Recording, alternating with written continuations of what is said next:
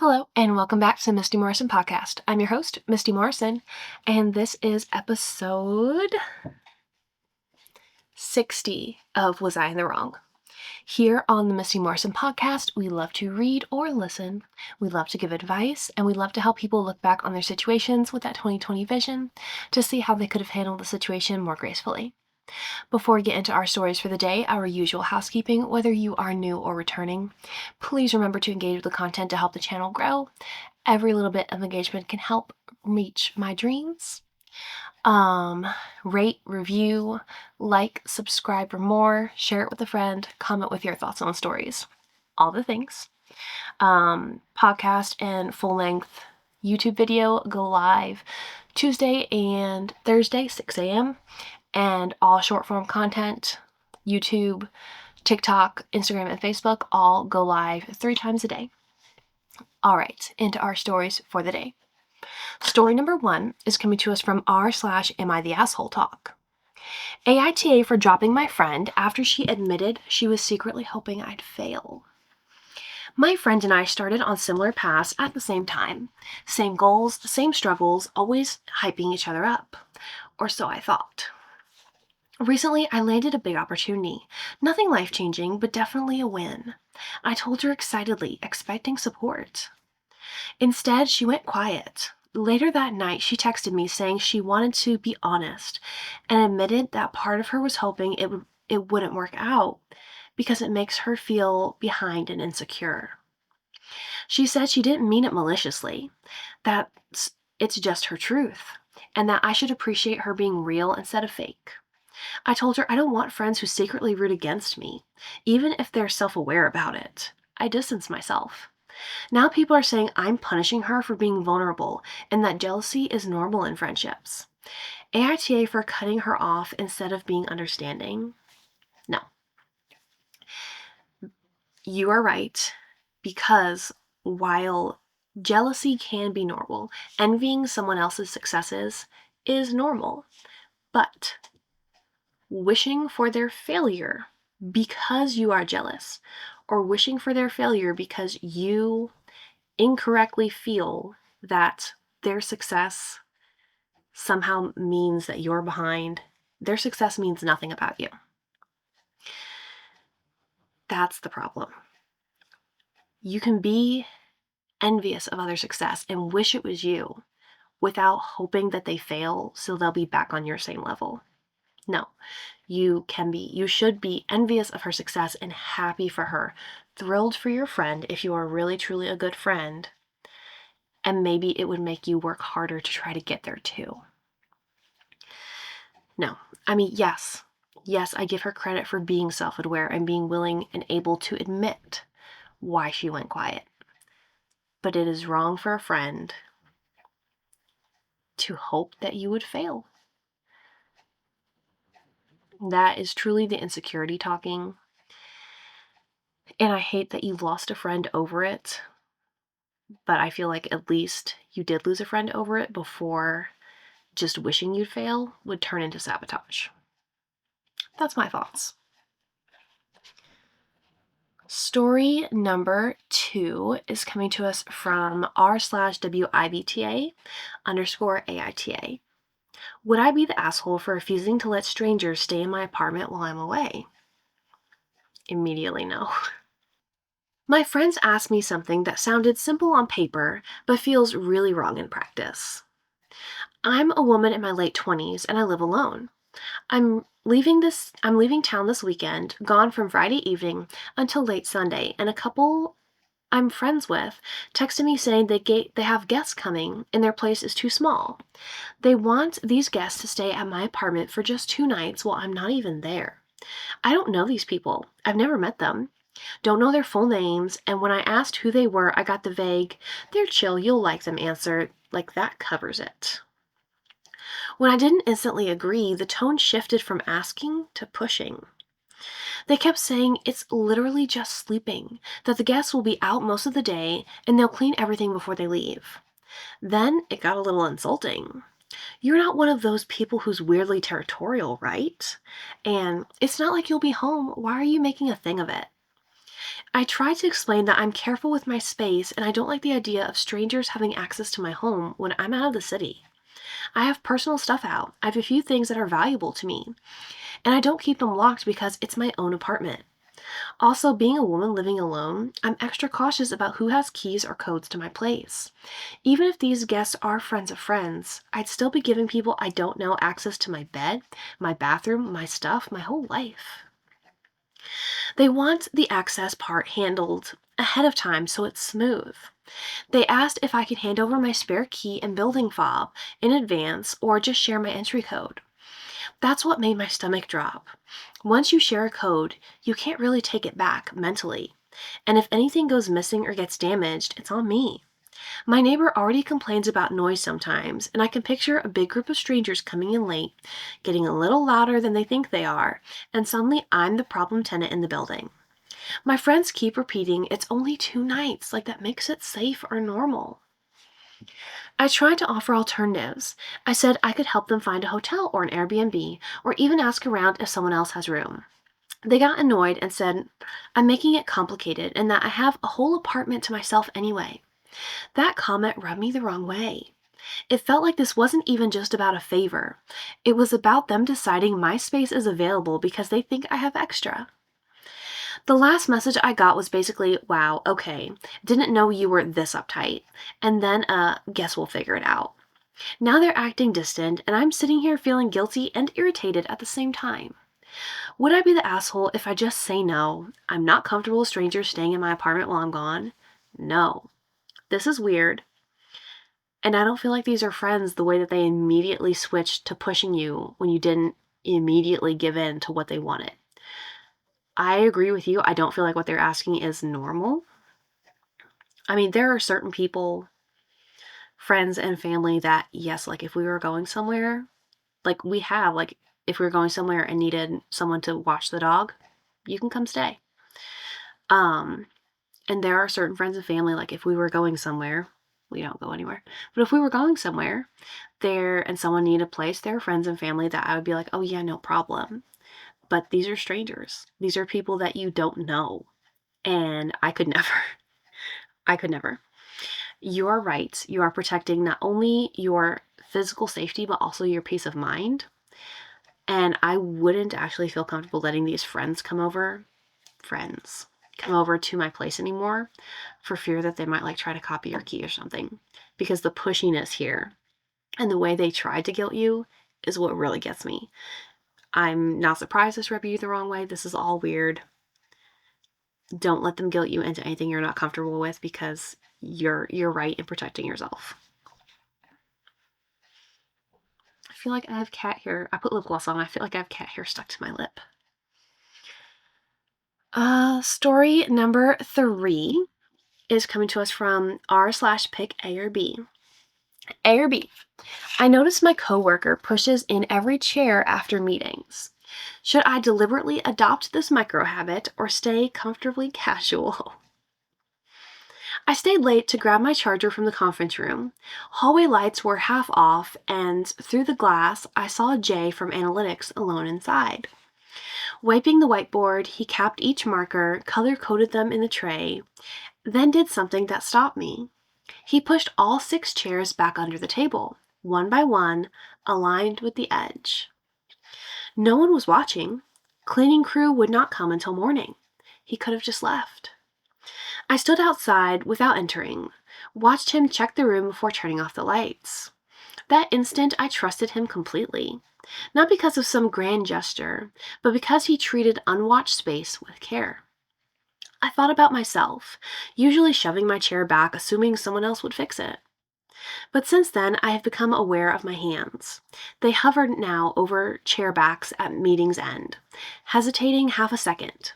Last week at a team lunch, I even stacked the scattered napkins beside my plate. A friend laughed, said I was getting fancy. I do not know if this is real change or performance, trying to convince myself I am that kind of person. Part of me thinks this micro ritual genuinely changes how I relate to shared space, and I should commit even when it feels performative.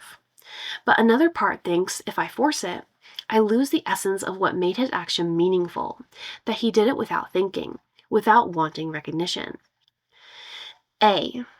Deliberately adopt this microhabit even if it starts feeling contrived. Maybe it will become genuine after enough repetition. B. Stay comfortably casual, not forcing myself to do the right thing, accepting my natural messiness as valid.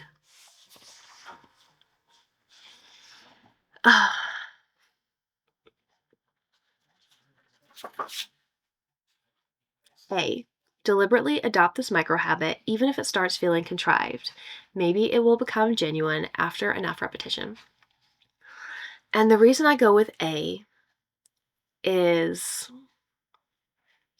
because I think if you're going at it with the right intentions, I mean, as long as you're doing it because you feel like it's the right thing, not because you want the recognition, not because you want people to see you, but because you realized that day that what he was doing was kind and thoughtful, and you also want to be that kind of person, I think adopting a small habit that you feel meets that measure is a step in the right direction. Because yes, I feel like with enough repetition, if you consciously think about it and do it, it will eventually become your normal. It will become your standard. It will be a natural habit eventually. You won't have to think about pushing the chairs back in or stacking the napkins. You will naturally see them and you'll just do it because it has become your right thing. I think A is not a hard choice. And I think it's the right choice because you've already decided that those actions were correct. I got the hair. It went from my top lip to my bottom lip. That was so bothering me. Okay. Story number 4 is coming to us from r/pick A or B. A or B, tell my mom I hate the sweater she's knitting me, or smile and say thank you. My mom is a knitter. She likes to do it and has been for many years. Sometimes she makes things for me, and sometimes I even request them. I knit too, and crochet more. But she's better at knitting and has more free time since she doesn't work. A couple months ago, I sent her a couple patterns, asking if she would make one for me. She lightly agreed with no set plans, and life went on. A while later, she sent me patterns for one of those wrap things that's like sleeves on a long rectangle and can be worn several ways. I hate them.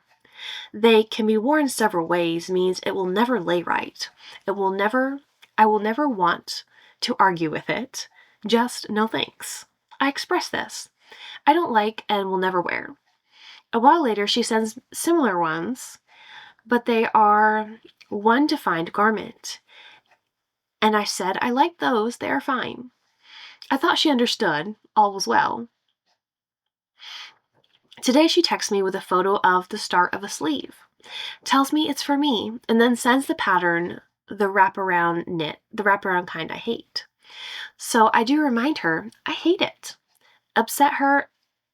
So do I remind her, I hate it, upset her, and have her rip out probably 1+ hour of work, or stay silent and end up having her waste a lot of time and yarn on something I will never wear? A, tell her now, upset her, but waste less time overall. B, tell her never, pretend I love it, and never wear it because I actually hate it. This one's easy for me, but I have thoughts. A, tell her now, upset her, but waste less time and supplies overall. I'm really interested in the dynamic here because, like, you sent her something and asked her to make it. She basically agreed, and it kind of sounds like what you sent her was nothing similar to this. So I'm really curious about why, like, she pushed this idea of this style on you. If she just wanted to try these types of patterns to make the style, she could have found somebody else in her life that liked it.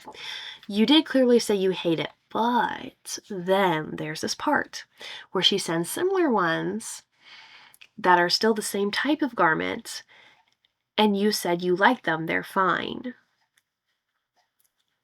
And that's where I'm like, if you really didn't like it, and you had any inkling that she was still like trying to find something else to make for you instead of what you sent, you didn't like it, you should have told her you don't like it. You shouldn't have said it's fine, because I think that's why she started making it, because you said, oh, those are fine. So she's like, oh, she'll like it once I make it. If you were never going to like it, you should not have said you liked it or they're fine. I feel like you created confusion when you went from I hate it to these are fine. Yes, she should have gotten the hint when you first said you hated that style. Should have just tried to make you something, like if she couldn't achieve the pattern that you sent, she should have told you that, and you guys could have worked together to find something similar that you would still like, not her going in search of a style that you'll never wear. So yes, tell her, because if I eventually found out the truth and knowing how much time she's going to put into this, I would be so hurt. I'd be more hurt if you let me put all this time and work in than if you just came out at the beginning and said, actually, I really don't like those kinds of things. I'm not going to wear that. Like, don't make that for me. Here, honesty is the best policy. There is an edit. It says, ETA, I have seen several comments under the impression it's just not my style and I can wear it a few times to make my mother happy. I cannot wear it. I don't understand how to put one on. I've watched videos, it still does not make sense. Maybe I'm super dumb, but I cannot change that. If your advice is to suck it up to make her happy, I really wish I could. It would be simpler and avoid conflict, which is always my preference. I texted her this morning this. I've debated saying something since you sent your pattern because I don't want you to think I am ungrateful or that I don't want a sweater you make, because neither are true. But I decided it's better to tell you now while you are early in the process than to let you finish and then never use it. That's another one of those wraparound ones that have no defined shape, and we previously talked about me being unable to wear them. Maybe I wasn't clear enough. It's not really about liking them. It's the knowledge I will never be able to put one on successfully. I've watched several videos and still have no idea how to put them on. It's some sort of weird fabric puzzle I do not understand and doubt I will ever solve. I appreciate you knitting for me, but if you finish making that wraparound sweater, I will not wear it because frankly, I cannot get one of those on my body. Points for the honesty. And I feel like you said that really well. Update. After leaving me on red all day, my mom responded. By the way, thank you for reminding me about the nitty. You did say, and I got all ADHD and mixed myself up. So probably all good? I 100% believe and understand the ADHD, but the red all day stresses me a little, and her whole growth and therapy journey is still new and hard to predict. Thank you for everyone who actually read and replied, even if I will never agree that the response to all gifts, all times, regardless of situation and relationship, is to lie to their face and then quietly sell or trash or regift it. No, I don't agree with that. I'm glad it worked out. Yes, the read all day would have had me sweating thinking, oh gosh, she read it, now she's mad. That would have fully been me. But, I mean, it sounds like she just got confused, forgot the conversation. Yeah, I think you're good. I think we're going to go with it. Story number 5 is coming to us from r/WIBTA_AITA. Would I be the asshole if I didn't take my brother-in-law's new girlfriend's kids to Valentine's dinner? My sister died 2.5 years ago. With her husband, she had 4 kids. Oldest is now 17, youngest 12, others in between. They live in another country, and I try to visit at least twice a year. This year, my visit falls on Valentine's Day, so I want to take the kids for dinner and celebrate their mom. Thing is, my brother-in-law has a new girlfriend who has moved into the house with her 3 kids. That is a lot of kids. I will be meeting them all for the first time on this trip. I want to be nice and open, but I don't want to take her kids with me since my nieces and nephews... but I don't want to take her kids with me and my nieces and nephews for dinner. Would I be the asshole to leave them at home?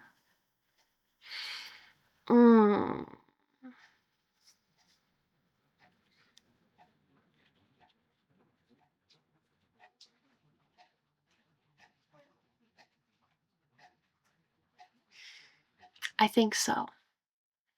I think so.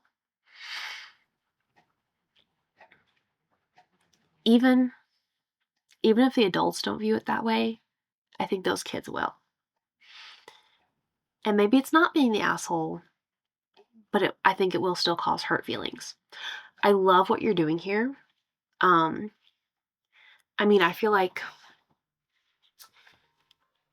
yes, your relationship here was based on your sister who has passed.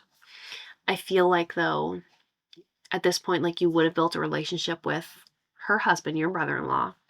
And I feel like that relationship with him should be enough to also accept his new girlfriend's kids if that's what he wants in his life. I think it would be incredibly kind, just my idea, like if you took them all, you would have the chance, you could celebrate their mom still. You'd have the chance to get to know what could be their new step siblings and give your brother-in-law and his girlfriend a chance to have their own Valentine's dinner without any kids. I think that sounds great. Maybe that defeats your purpose of just wanting to go with the 4 kids that are related to you and commemorate their mom. That sounds sweet and I like it. But I think if you travel to this country to come visit and you say, hey, I'm just going to take the 4 kids who are my blood relation, not these 3, you're really othering them. You're really obviously openly leaving them out. And even though, yes, you had a certain purpose for this dinner, that feels like saying, these 4 are my family. You won't ever be my family. Which, if you're still close with your brother-in-law, wouldn't be the case if him and this woman married.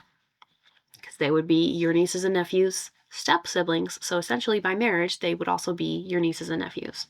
And I feel like you would be starting off on a really bad foot if you came for a visit and excluded them. That's my take. I think those 3 kids would be hurt. I think the girlfriend, if not the girlfriend and the brother-in-law, would be hurt by the exclusion. I think you can still achieve your goal and take them all to the nice dinner. And I'm sure that there will be another time throughout your visit that's not like this holiday dinner that you could spend time alone with the 4. But I think saying, hey, I want to go do something nice for the kids and then leaving out 3 of the kids is hurtful and just doesn't start off good. I don't like that. I could be wrong. That is just my opinion. Okay, that is 5 stories for this week's episode of Was I in the Wrong? Thank you so much for being here for another episode of the Misty Morrison podcast. And remember, kindness changes everything. Bye, guys.